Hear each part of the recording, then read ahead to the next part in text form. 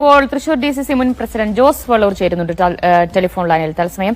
ശ്രീ ജോസ് വള്ളൂർ, എത്രത്തോളം ഗുരുതരമായ ഒരു ക്രമക്കേടാണ് തൃശൂർ ലോക്സഭാ തെരഞ്ഞെടുപ്പിന് മുമ്പായി വോട്ടർ പട്ടികയിൽ നടന്നിട്ടുള്ളതെന്നാണ് കോൺഗ്രസ് ഇപ്പോൾ കരുതുന്നത്, ഉന്നയിക്കുന്നത്? പാർലമെന്റ് തെരഞ്ഞെടുപ്പിന്റെ സമയങ്ങളിൽ അതിന് മുന്നോടിയായി ഞങ്ങൾ ഈ വിഷയം വളരെ സീരിയസ് ആയി പരാതി കൊടുത്തിരുന്നതാണ്.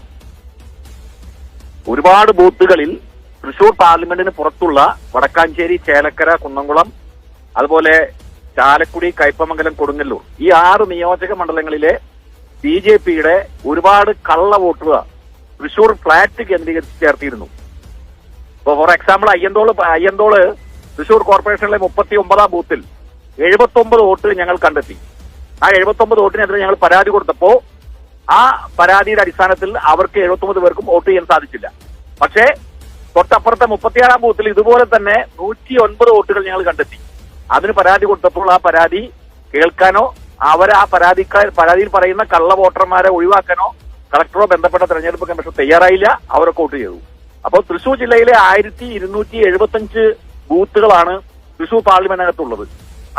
അതായത് ഓരോ ബൂത്തിലെയും കാര്യങ്ങൾ, കണക്കുകൾ അങ്ങ് പരിശോധിച്ചു കഴിഞ്ഞാൽ ഈ വ്യാജ വോട്ടർമാരുടെ എണ്ണം ഒരുപാടായിരിക്കും അല്ലേ?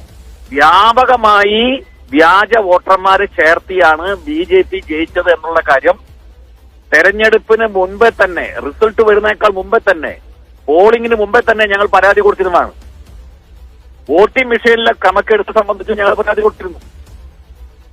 അന്ന് ആ പരാതി മുഖവിലയ്ക്ക് എടുക്കാൻ ആരും തയ്യാറായില്ല. ബന്ധപ്പെട്ടവർ ആരും തയ്യാറായില്ല.